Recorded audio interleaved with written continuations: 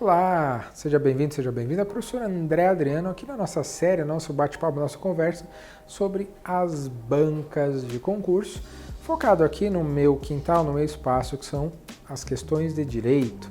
Vamos falar aqui sobre a minha banca, não conte por aí, não conte para os outros, mas essa é a minha banca favorita, a banca FGV, Fundação Getúlio Vargas. Eu já tive a honra de passar por lá, eu não conto muito esse passado aí meio tenso, mas eu fui corretor da FGV lá atrás, 2011, atuei na OAB apenas, tá? Não, se você prestou concurso e não passou, não me culpe, eu trabalhei só com OAB. Se você reprovou na OAB, aí outra coisa, aí a culpa é sua, não é minha, não tem nada a ver com isso. Mas tive uma passagem por lá, foi legal que eu entendi melhor o funcionamento por trás, e aquela coisa, você entendeu como uma funciona, você percebe como todas elas funcionam. Mas, pois bem.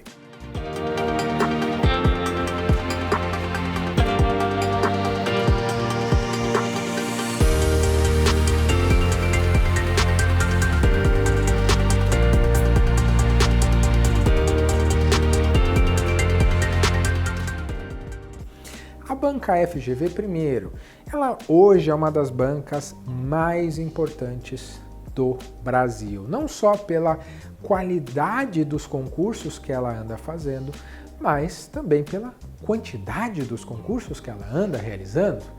Veja, o tão querido, tão sonhado concurso da Receita Federal foi da FGV, que substituiu, no caso, na minha opinião, a anterior melhor banca, que era ESAF, que não está mais entre nós. Mas depois falo sobre ESAF. Veja só, a banca FGV, ela tem uma qualidade que a distancia de praticamente todas as outras bancas. Há algumas questões até que se aproximam, mimetizam um pouco o padrão FGV, mas a FGV é única. Quando você, se não denominar que é FGV, normalmente você reconhece uma questão FGV da mera leitura. Por quê? A FGV é conhecida por trabalhar os exemplos práticos. A FGV é uma banca que quer fazer você pensar. Não quer dizer que você não precisa aprender o conteúdo, lembrar o conteúdo, mas é uma banca que privilegia o seu pensar. Por vezes, o pensamento lógico-jurídico, estamos no campo jurídico, lógico-jurídico vai te ajudar. Ah, não sou formado em Direito. Não precisa ser formado em Direito. Mas você entende, estudando para concurso, você passa a entender melhor o funcionamento do sistema jurídico, como o sistema jurídico pensa. Por vezes, você responde uma questão de direito penal com um raciocínio de direito constitucional, o mesmo no processo penal, o mesmo no direito administrativo, você tem na base constitucional, você ganha corpo, ganha raciocínio jurídico que te facilita muito em várias outras bancas, em vários outros contextos. Mas olha só, a FGV então ela é conhecida por questões que envolvem casos concretos. Ela vai narrar, ela vai trazer detalhes desse caso. E aqui a sua melhor aliada no momento da prova é a sua caneta. Questões da FGV, por trazerem casos concretos, em muitos casos acabam sendo longas, cansativas devido ao excesso de palavras. A sua vista vai cansando, dependendo do tamanho da prova, mais ainda.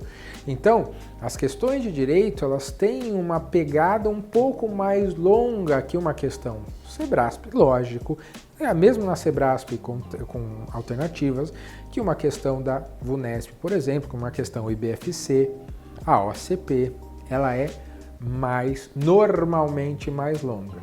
O que não quer dizer que seja mais difícil. Cuidado. O que é curto pode ser difícil, pode ser fácil. O que é longo pode ser difícil, pode ser fácil.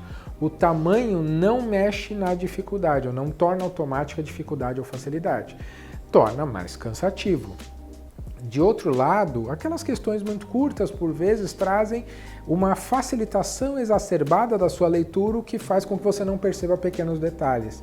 Então, a FGV, ela, apesar de cansar mais, ela costuma ter menos pegadinhas naqueles detalhes mínimos, trocar um E pelo um OU, um talvez por um sempre, pelo menos no problema.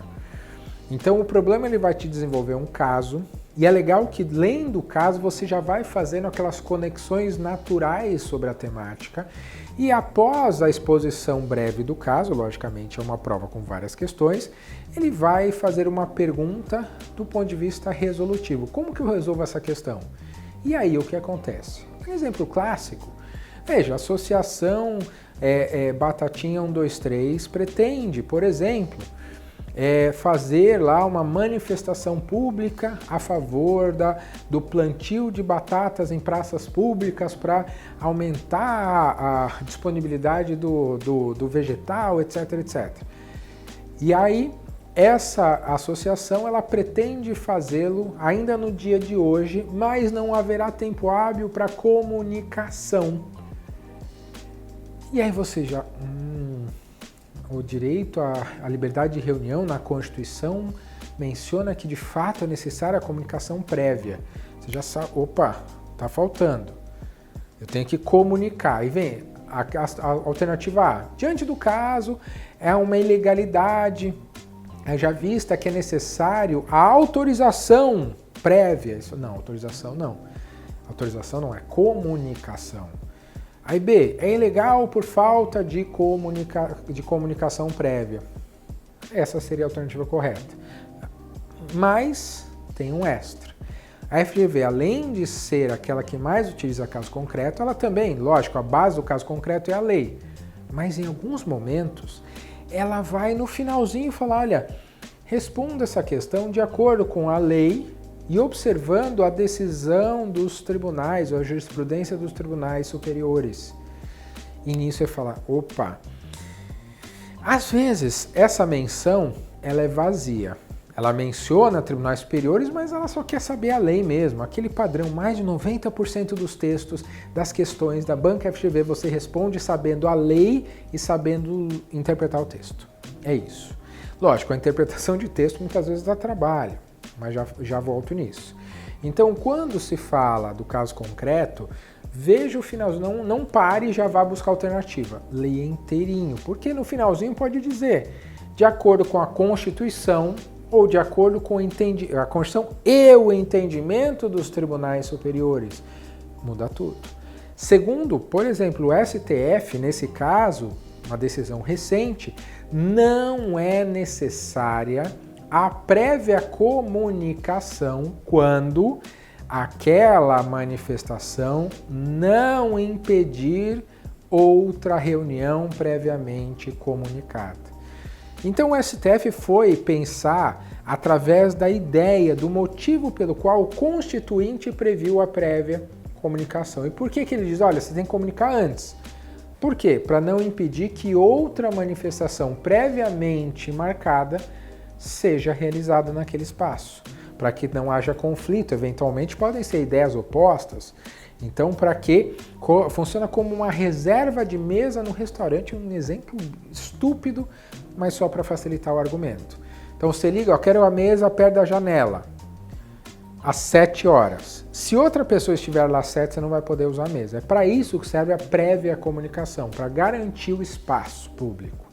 Agora, essa temática chegou ao Supremo e o Supremo disse, se não tiver comunicação, mas se não prejudicar outra manifestação, tá beleza, não é ilegal.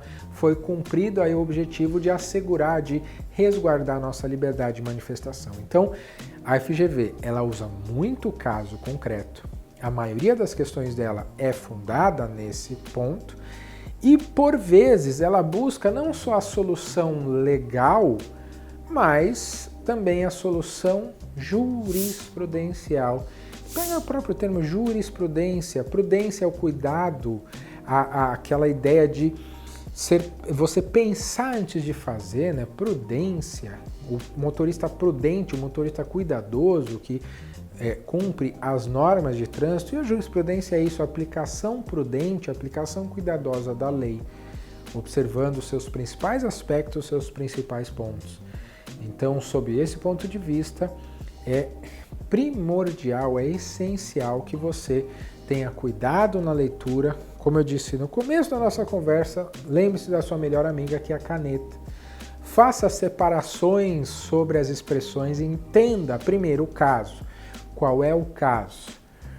Há casos em que a FGV gasta linhas e linhas e linhas e linhas falando de uma situação e a pergunta é sobre outra muito mais fácil por vezes. E que toda aquela primeira parte ou foi só para te cansar, ou foi uma construção que deu errado, mas o autor falou, nossa, ficou bonita essa questão, vou deixar. Uma construção bonita, uma construção vistosa, mas que a resposta foi comezinha, foi simples. Eu dou um exemplo, é uma questão que a FGV fez em 2021 de Direito Constitucional, que ela faz toda uma elaboração sobre uma pessoa que foi presa depois de ser perseguida pela polícia. E aí você já começa, não, processo penal, flagrante impróprio, que houve perseguição. Essa perseguição não foi contínua, segue, e no final ela só queria saber se entre os direitos do preso estava a ser informado sobre os seus direitos. Que é que ele vai, olha, o preso tem direito de ser informado sobre os seus direitos, entre os quais de permanecer calado. E a pergunta essa foi a primeira parte, a segunda parte era se o preso, mesmo em flagrante ou em qualquer situação, tinha direito de se recusar à submissão ao bafômetro ou tecnicamente ao etilômetro. E a resposta era, responda de acordo com a legislação, com a Constituição e com a decisão dos tribunais superiores. No caso, o Superior Tribunal de Justiça, o STJ, tem posicionamento da terceira sessão, que é composta das duas turmas criminais, quinta e sexta, dizendo que a pessoa não tem o dever de submeter-se a esse tipo de exame, sob pena de violar o direito constitucional ao silêncio, no caso, ao silêncio do próprio corpo. Então, a FGV demanda de você, candidato, de você, candidata, um cuidado maior na leitura, no entendimento do contexto daquele exemplo e do que justamente ele está te cobrando. Se é só a resposta prevista em lei ou se é o entendimento dos tribunais acerca daquele assunto. E não há segredo, deve-se praticar, deve-se partir do entendimento da temática, buscar-se os detalhes cobrados pela banca FGV, fazer muita questão, desenvolver o argumento. Se você está perdido, não sabe o que fazer nesse primeiro contato, assista a aula, o professor vai te aproximar do conteúdo, o professor vai te aproximar daquilo que se cobra, dos assuntos primordiais, como os tribunais pensam, e aí na sequência você passa a aplicar esse posicionamento através das questões, que são, e muitas vezes, quase uma aula, dado o tamanho das questões, a robustez dos argumentos utilizados. Essa é a nossa banca FGV. Não esqueça de dar o joinha no vídeo se gostou, compartilhar esse vídeo e, sobretudo, mais importante, seguir o QC nas redes sociais. Aqui, clicar no sininho das notificações, aproveitar aí esse momento para não perder outros vídeos dessa série sobre as nossas bancas de concursos públicos. Muito obrigado pela audiência e até a próxima.